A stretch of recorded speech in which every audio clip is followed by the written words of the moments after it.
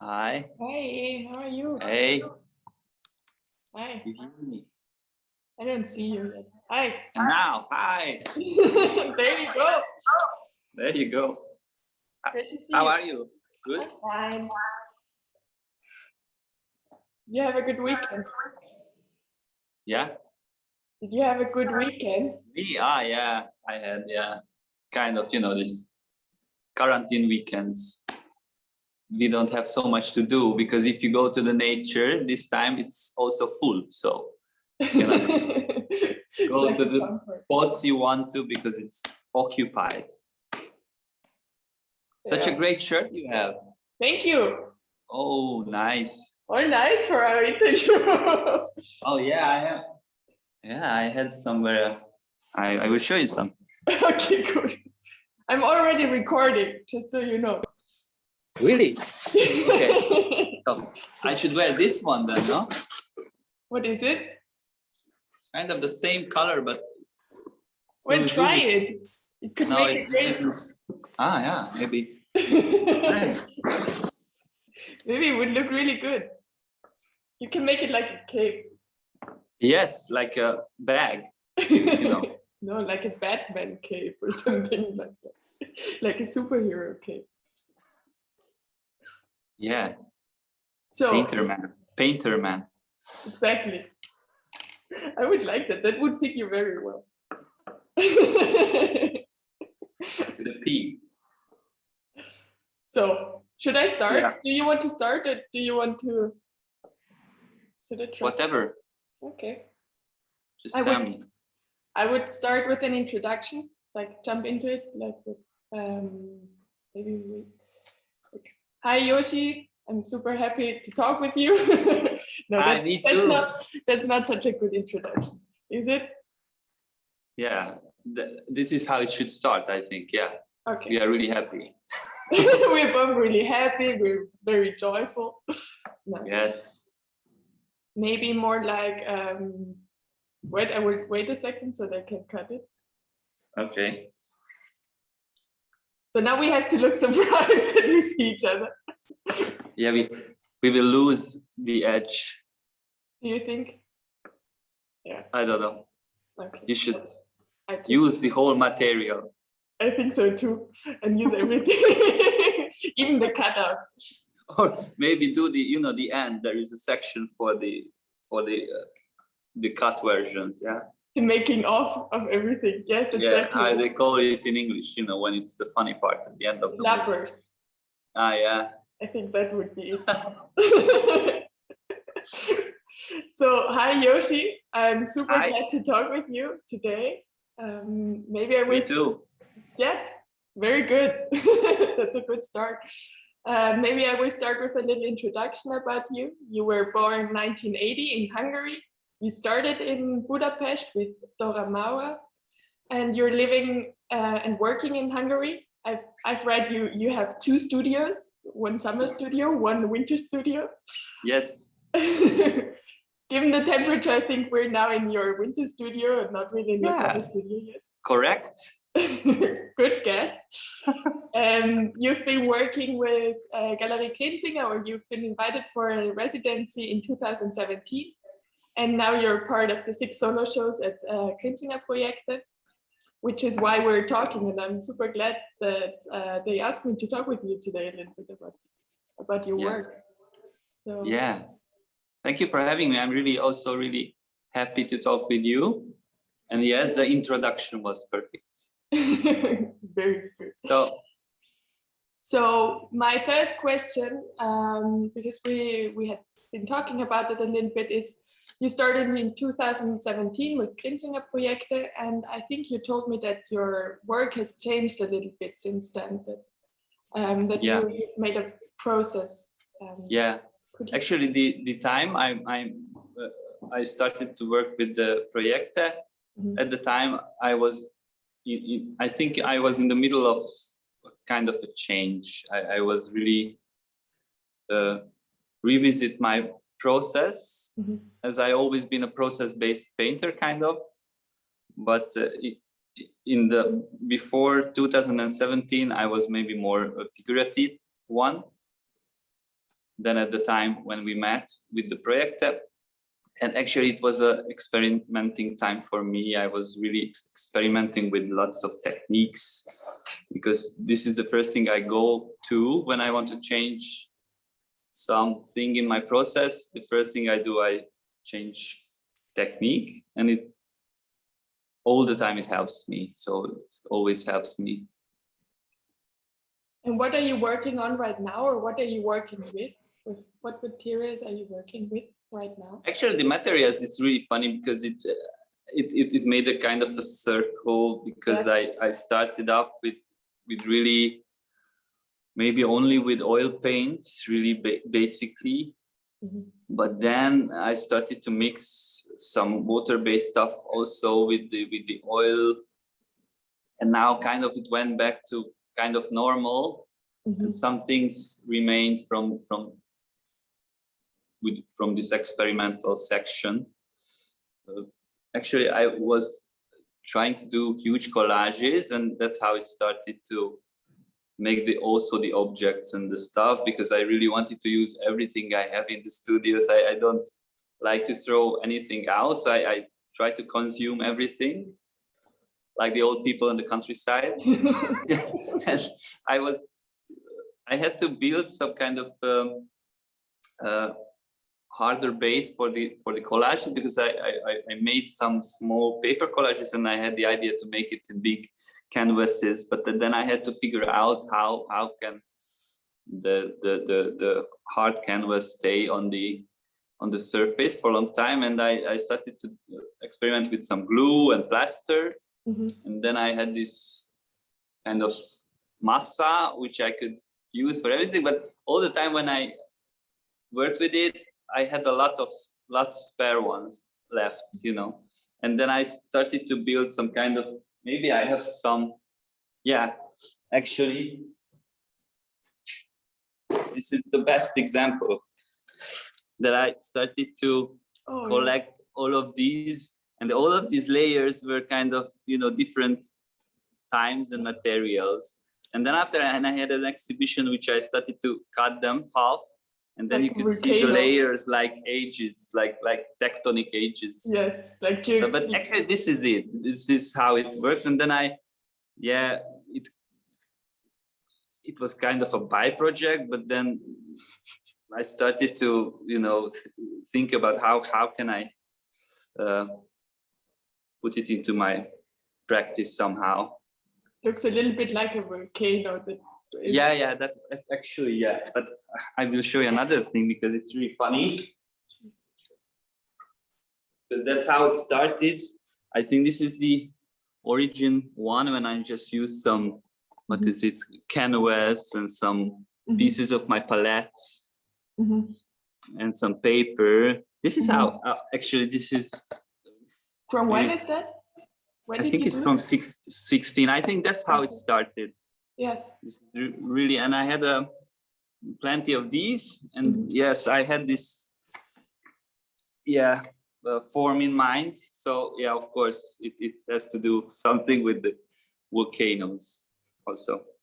But it's also like what we've been talking about piling up things, about collecting many forms and piling them up together and creating.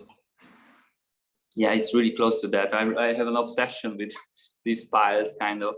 Yeah. And the kind of the coherent force between these objects that makes up a pile at the end. And it was always it's always interests me. And nowadays I try to separate the things in the pile. So sometimes I put them together. So it's really. And when I paint some figures again,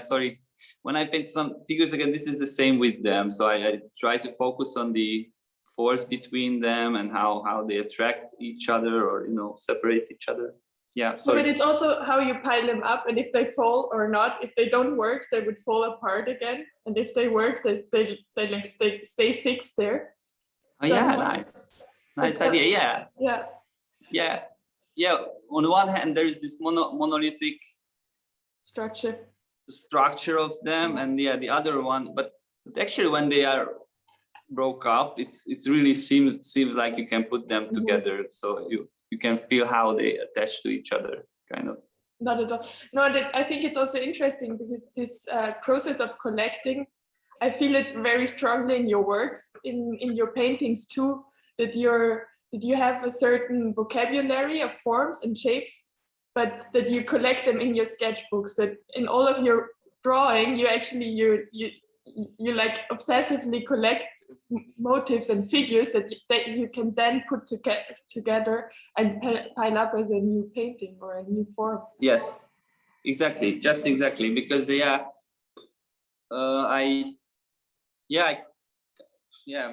at the best place to talk about this, because I have plenty of drawings. So there are some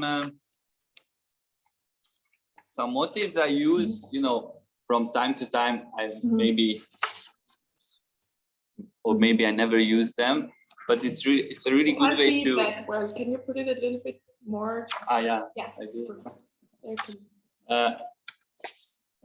But it's a kind of an inventory for me, and it's really not blueprints for real paintings, but maybe I just use this part or that part. So I combine the stuff inside, and kind of it really frustrates me kind of to have all of these books. So I started to use single papers, because then I can separate them more and see what's going on and put them to each other and next to each other and see how it works. But I also very much like this idea of the books that is so compressed and combined that you can't take it away from each other. I also very much like this idea that they are not so loose, but that they're somehow stuck with each other, and that you have to go through everything to find one shape or one form that could be interesting. It's a pile of ideas, kind of. Yeah. But what are you drawing then? Where do the figures that you draw come from? Because there's some strange objects somehow. They're not neither abstract nor figurative. They're like somewhere in between.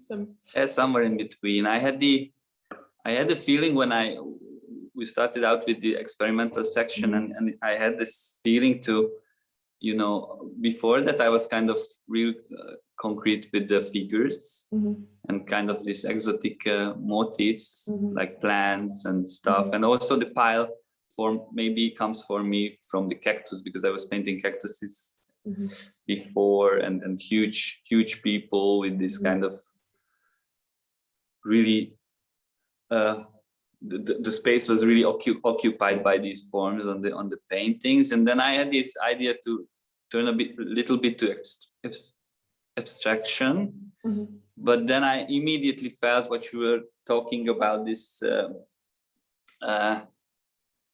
that I don't want to stay here for long because I would lose my interest really easily in this.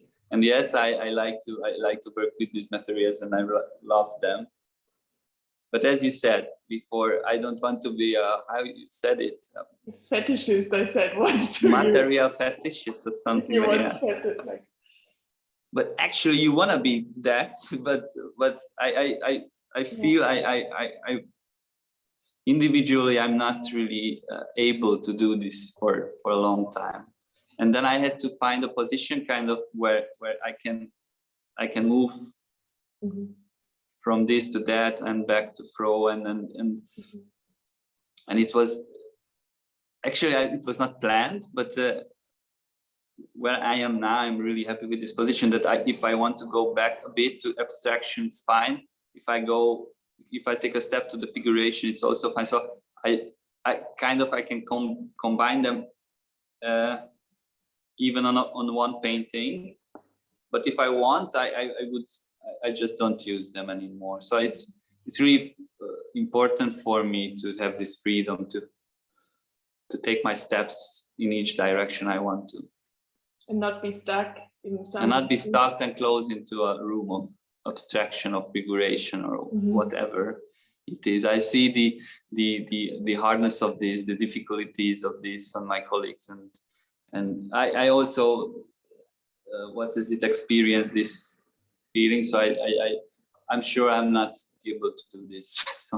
No, but I think what we also once said is that it felt somehow dogmatic to you to decide on only one, to decide to paint only abstract, and that it would feel like such a big decision that you couldn't move anymore, neither in one direction nor the other, and being totally in between it.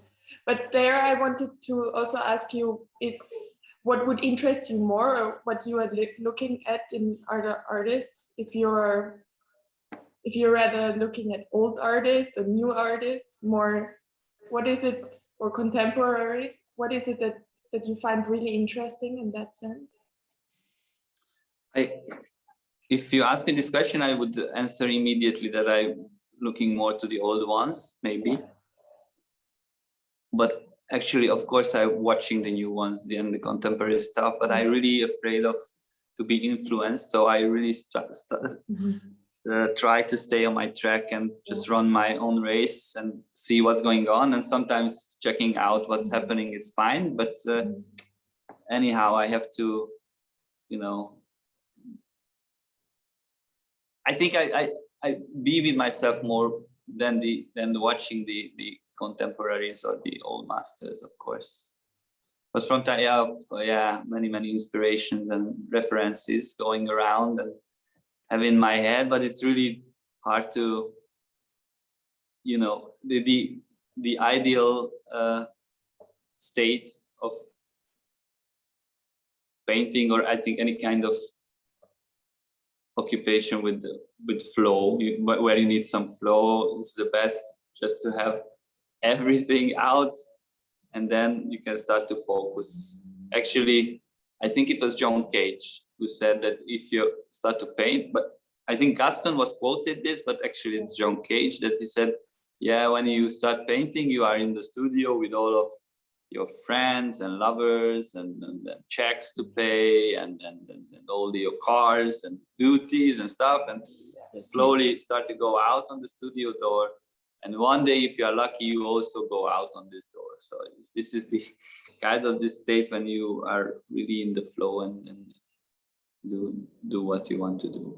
Yeah, sometimes I call it this state when I feel I cannot make my painting wrong. I have some lucky days when I really feel what and where to do. Yeah. But of course, there is this opposites are more. So this is the interesting part. Yes. No, but what I also see very strongly is cartoons, or some. I see the lightness of cartoons in your painting sometimes. That it has this. It's not so set. It's like walking around. It's like a little joke here and there, somewhere in between. Yeah. Humor plays a huge role in my life, actually. Mm-hmm. But I was really avoiding to do it in full potential in art, because it's also really can be really tricky when you are too funny. Actually, in life also this is the same. When you want to say something true or really meaningful, one day nobody believes you because you are so funny. It's so funny. But most of the time I try to use this when I feel this humorous. When I feel that the painting is too humorous, I try to balance it with a strange title or something like that, and the same way around. So I really play with the titles to make these balances. How do you play with the titles? What titles do you choose? Because sometimes they're very literal, like all the boys with the sneakers, or they are very. How do you work with them? Actually, this is a good example, because all the boys in the sticker also references back to see the contemporary art world around me, and how it's. I don't know. I had this idea that it has so much to do with the sneakers these days. I don't know how to say. Also in art and also with the artists, it's really. It was really much about the sneakers the last few years. I don't know. I have this feeling. that before I had this feeling with the pineapple, but yeah, this is not a conversation. That is a strange combination in between the pineapple and the sneaker. Yeah, and sometimes that painting was, yeah, really, I just used the kind of this motif of a sneaker, and then I went back to reflect on this idea of mine. So it was not the beginning idea of the painting, but then after it was really. So I like this when they can match, but not with the painting, but the thing what I have in my head around this association I had from the painting is kind of what I like in painting when I don't want to make up stories, but I really like to listen how people react and listen to their stories about the painting. And this is a kind of the same for me with my own stories, that I don't have a kind of a story, but yeah, I can associate with something that. But that might be it. Is that how you work? That you take like little stories out of, like maybe out of the art world or something that surrounds you, and you really you abstract them, or you, like a collage, you take pieces out of it and you set them together, but not really related to each other, but setting them together and looking what is going to happen, seeing how one shape is going to react with another.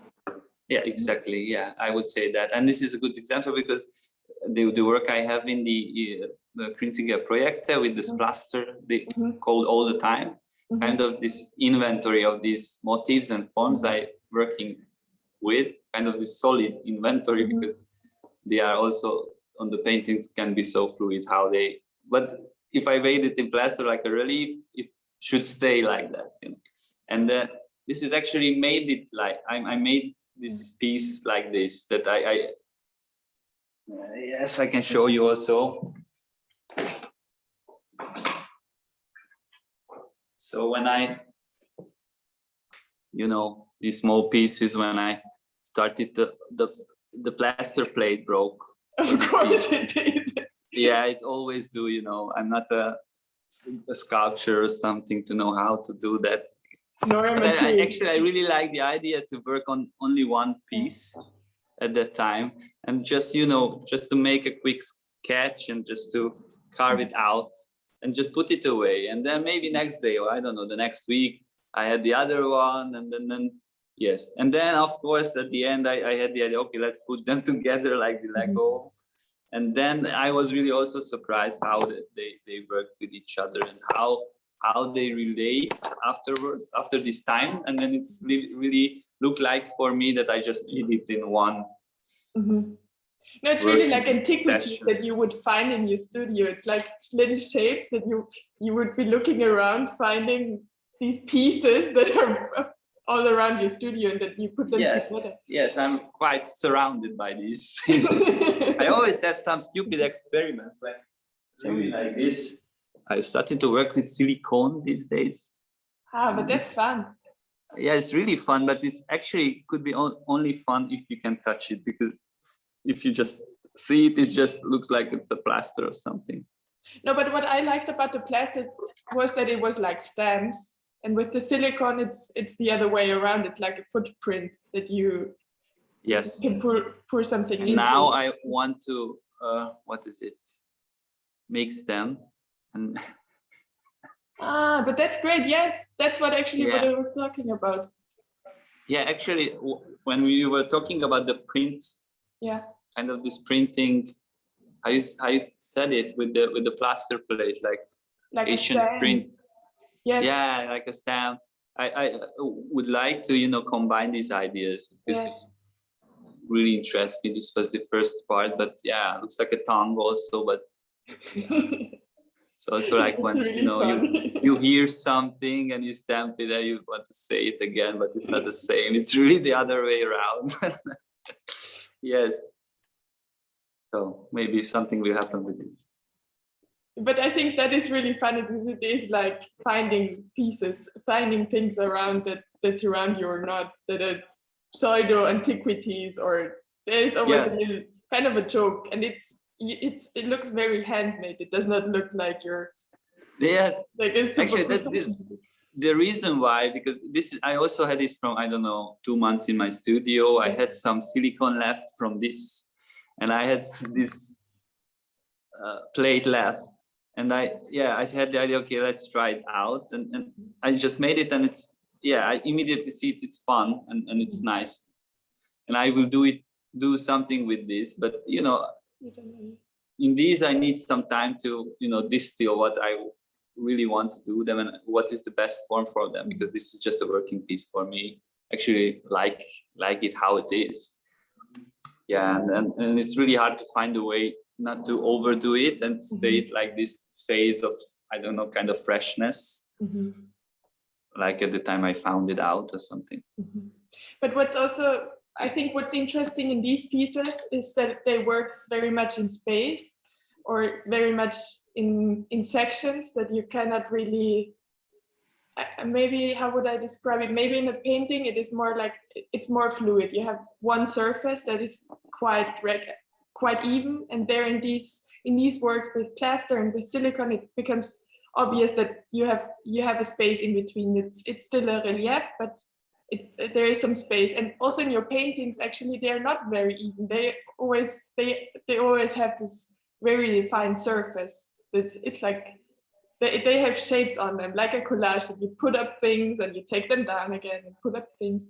And how do you work with that? Because I also noticed that your figures have very strange surfaces, like a frottage, maybe, like you're rubbing it through something. Yeah, I wish I could show you something I started, but I cannot. Actually, my process is I made this kind of old surface, and then what you see with this really marked space between them, actually I call them the background, but this is the last thing I do on a painting. And it's really fun, because with these plaster pieces and also the collages, it's a different state of thinking how to build up one. And if something's done, it has to be there. It's it's fixed. But with the painting, I really love the what is it, the word? Okay, I really love in the paintings and the process of painting that I can do it 100 times, and I'm really not fixed to an idea. And if I see a drawing just couldn't work, I was so sure that it's the best painting on earth because it looks so nice on a paper piece, but when I do it, I just really can change it to hell. Like really, I really just numb it down again and start it again, or maybe have something to stay and work with this piece with another idea and the other. So it's really, as you said, it's really fluid. But also, actually with this technique, when I mark these backgrounds so much, there are some times when there is no way back and I have to start it again. So actually I started them from black. And this is a really easy way to erase it again, like, okay, it's done, I have to do it again. But it really is, it is such a marked and defined space in between the figures. That's why I think it also made me think about cartoons, because there's one figure and it's very clear where one starts and where the other one starts. It's not so much over. And actually, it's kind of the backgrounds kind of changeable, like could be anything, not anything, but some changes can be applied. But I can show you the things when I do the carvings on the paintings you told me about.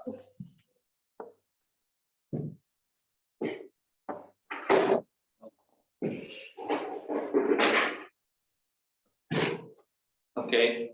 Yes. So, because I use some easy stuff, and then I made some things like this.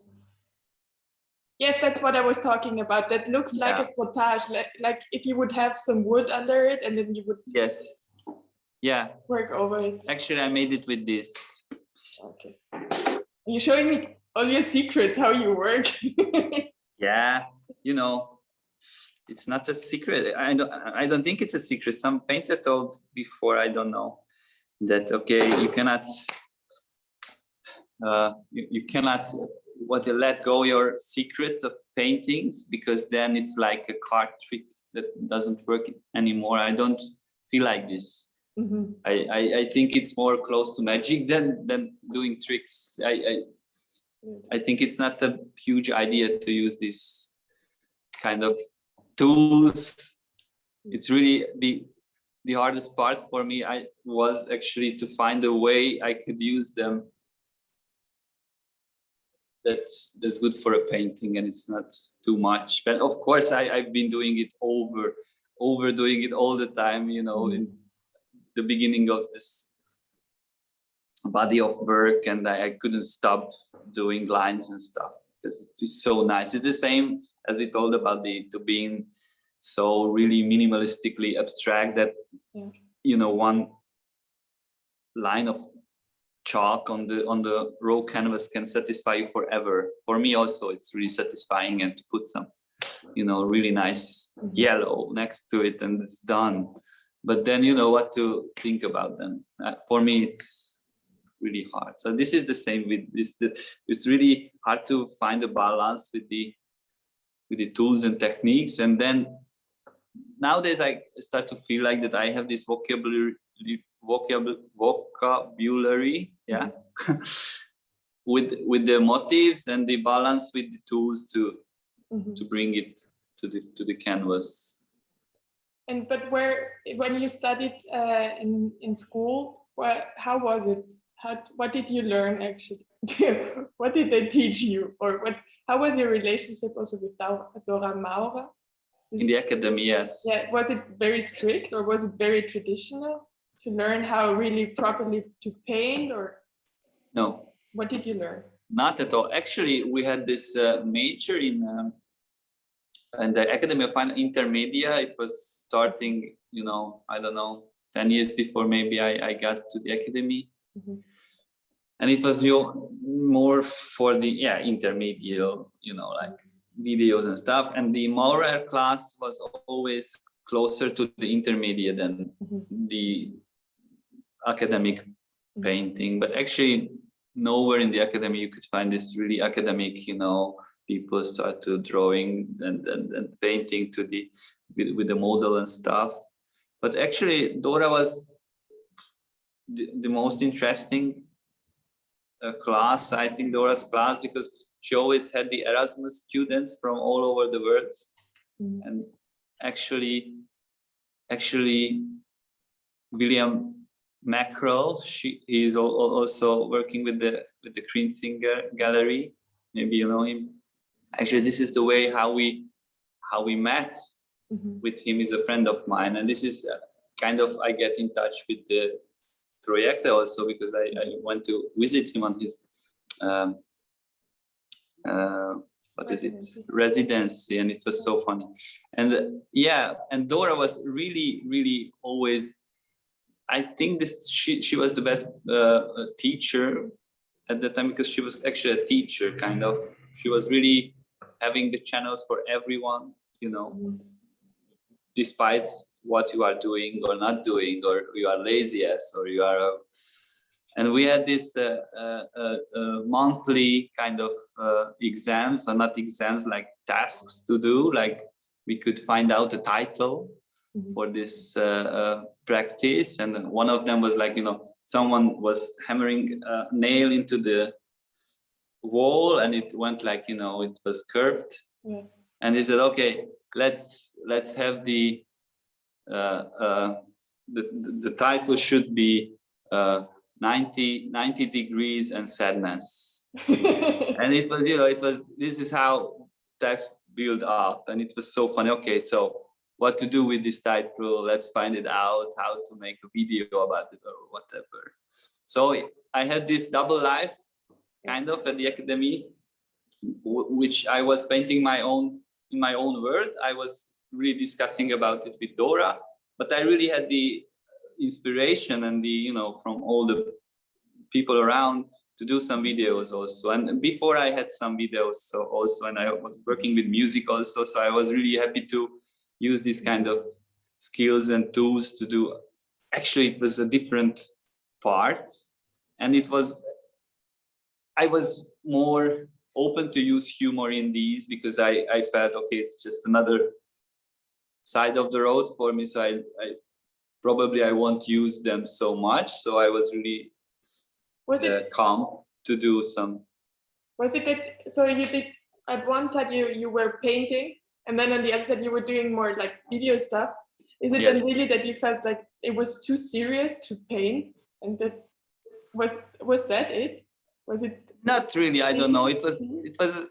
I don't know. I always like. I don't want it to mix.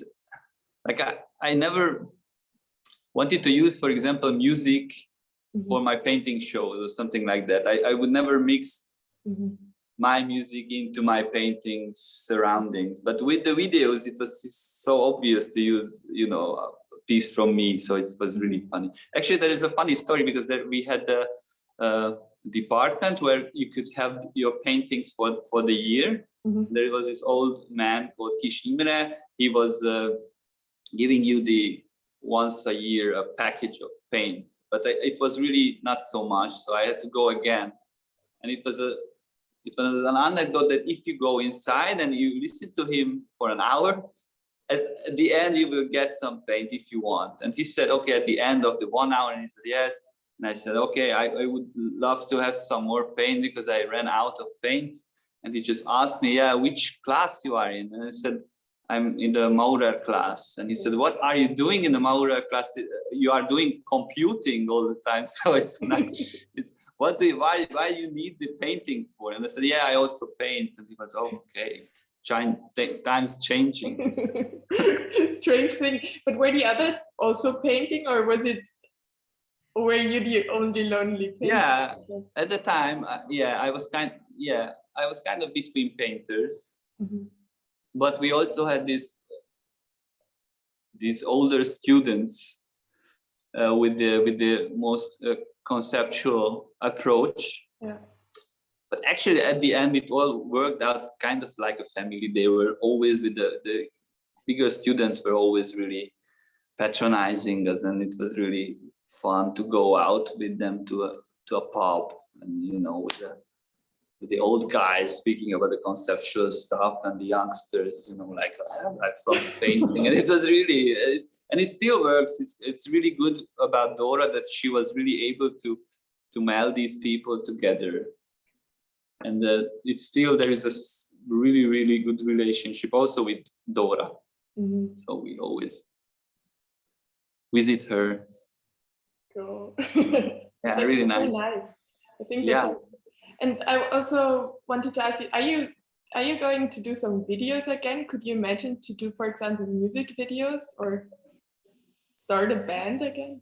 I still make some music. Actually, when the quarantine started last year, I made some kind of musical performance for the Ludwig Museum. Yes.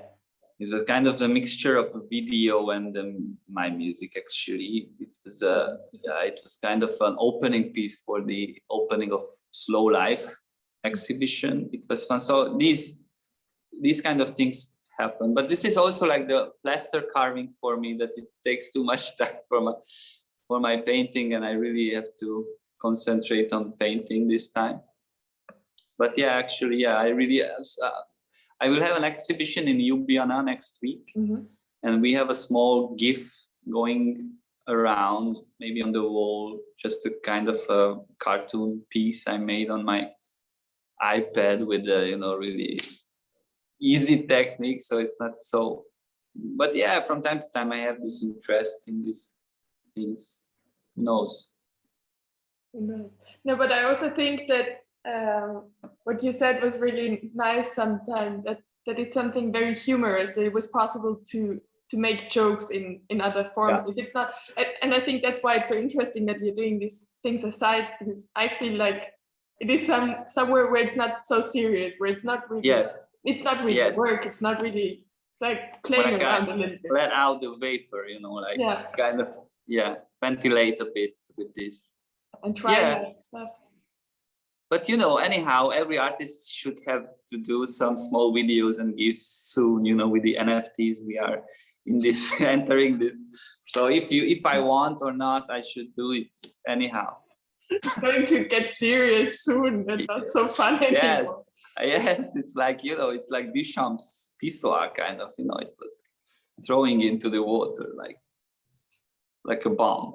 But don't you think that it makes, how is it then reacting, all of this like side work or like playing around, how is that reacting with your paintings, or how does that influence your painting, or do you really feel it's something different, that it's just going on there on the side and it doesn't really have any impact? Actually, all the things I'm influenced by, I cannot really touch, like really catch that this is the moment and this is the piece I was ripping off or something like that. But yeah, certainly it's kind of a practice maybe to get more loose of things, like not be so eager to catch something, the truth or you know the but to use it in this fluid way. If I have this association from my own work, it really helps me to go over to another horizons, actually. But I think that is also reflected in your work when you're working with collages or these cut out forms, that it's always in itself loose. It's never that fixed. It's always, or as you said, it's like the background and that you can repaint. And I think that's really clear in your pictures, that in your paintings, that they're not set pictures, but that they are moving around all of the time, and that there's always something not so serious about them neither, but at the same time very serious. I don't know. Yeah, I'm happy if you see it that way. Actually, I really love the possibility to fail, you know, because I cannot forecast my painting if it would be a painting or not. So I'm really happy to stay in this state to fail, actually, not to, as you said, not to fix anything. And this is the same with the humor, and not the humor in the painting. I don't want to fix it. You know, if I have something which is funny, it's fine. I can leave it. If I see, okay, that is something, you know, to say here. You know, I want to say this or that. But anyhow, there is something going through it. Actually, with this piece, I just behind me, kind of bones in a bush or something like this. Yes. And when I finished it, I had this, because it seems so dark, you know, it's kind of, you know, bones and skeleton. And I remember to this joke. I don't know, you have this joke that, what is it? Skeleton in the bush. What's that? This is the winner of the last year's hide and seek. And then I had this idea, and I cannot, you know, not think of this anymore. So when it was ready, I said, okay, it's nice. And then I had the idea, oh my God, this is the winner of the last year's hide and seek. But is that going to be your title? Is that then something that you would make a title, or is that too far? Yeah, and this is which I don't want to use. Yeah. And I title it Bones in Plants. So it's not something like that.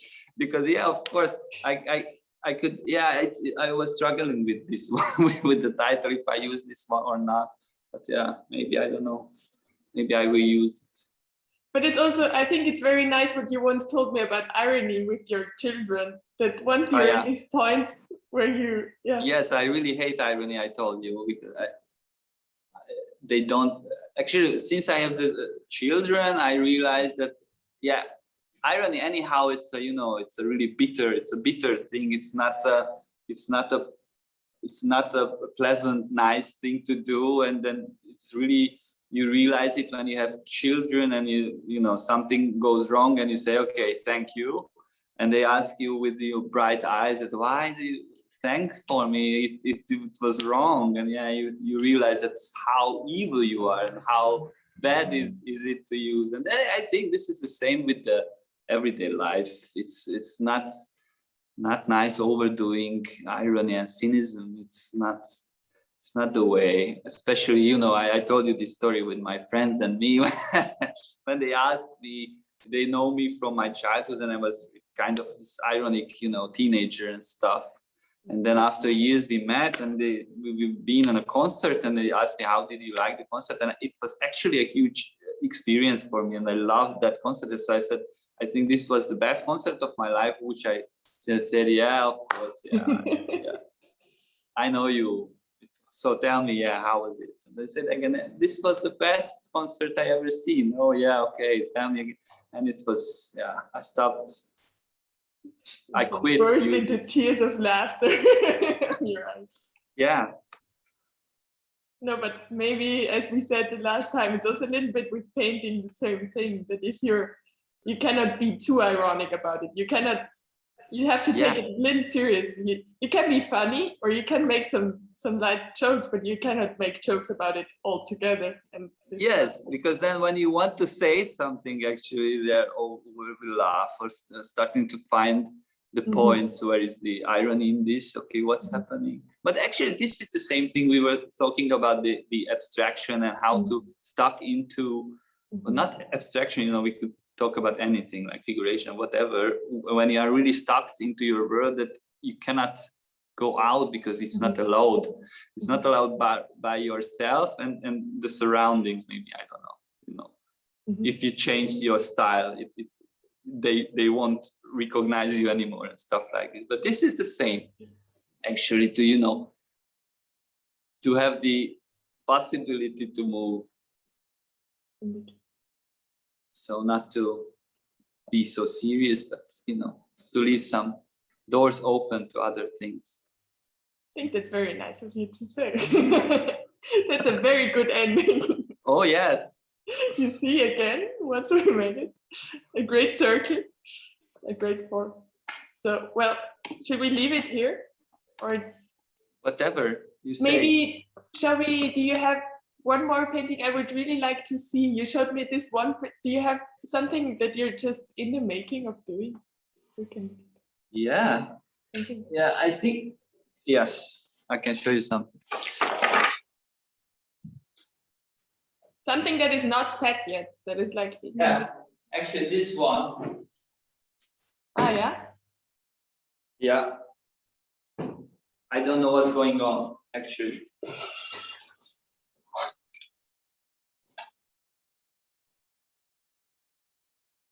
Yeah.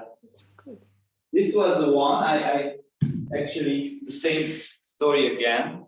Yeah. When it was working as a drawing, like really good, but then I made it. I think it went better that I would say it will, but now I'm not so satisfied. So this is the nice part starting for me at this point when I'm okay. I'm not satisfied. So how can I ruin it to make it better?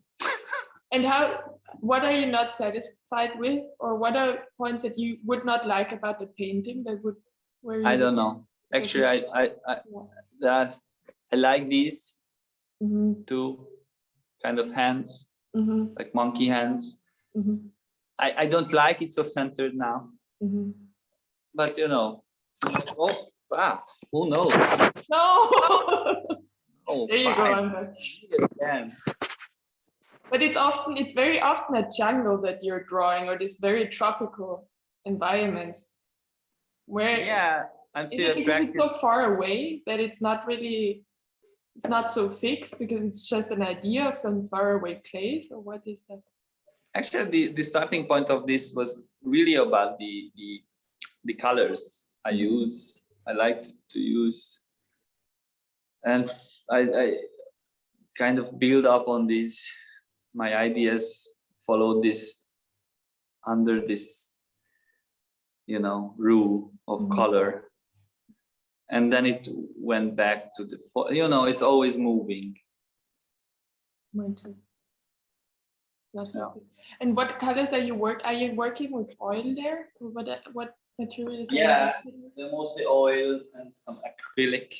Okay. So yeah, like mixture. Using some ink.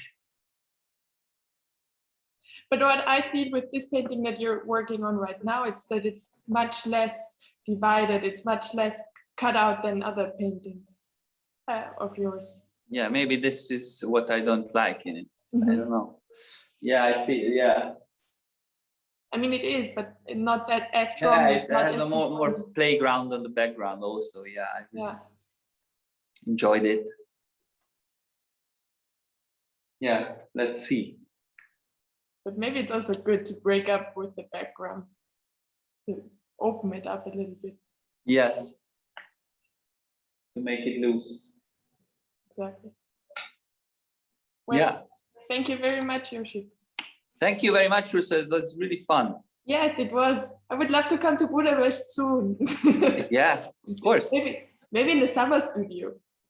Yeah, please. That would be good. Yeah, actually, yeah, we talk about this one. Yeah, I have 2 studios because the summer studio I cannot heat. Yes. But actually, it puts something into my practice. I realized in the years that I throw everything out with the movings. Yeah. So I really just stick with the things I really love and want to work with. Then it's Actually, always starting from zero.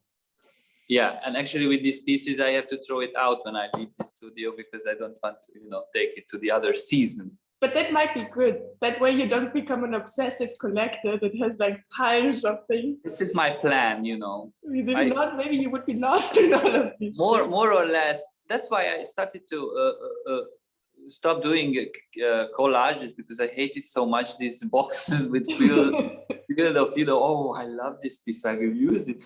And actually, I'm really on it, on my studio. More or less, I can do this kind of minimalistic approach. Yeah. Try to put it into my life also, but with children, I think it's impossible for a while. But yeah, who knows? Maybe one day. But I think it's also nice to have a little bit of things around. Of course, it makes your brain work more. Exactly. Yeah. Think about more. Like, great. When you step into a piece of Lego, it makes all the feeling yo-yo. The pain yo-yos in your body, as Deus said. But it's as I said last time, I think your paintings are very much like Lego at some point. It's like piling up things and then you might step on some Lego piece there on the floor. Yes. Huge spectrum of emotions. Exactly. From huge successes to big pain. You want to play with the Lego piece, but actually you step on it and it's not a play anymore. But it becomes very serious. It's live. Yes, nice. No, but good. So see you soon. Okay, see you soon. And thank you. Maybe in Vienna or in Budapest, whatever. Yes, please let me know. Let us know. Okay. Ciao. It was nice. Ciao.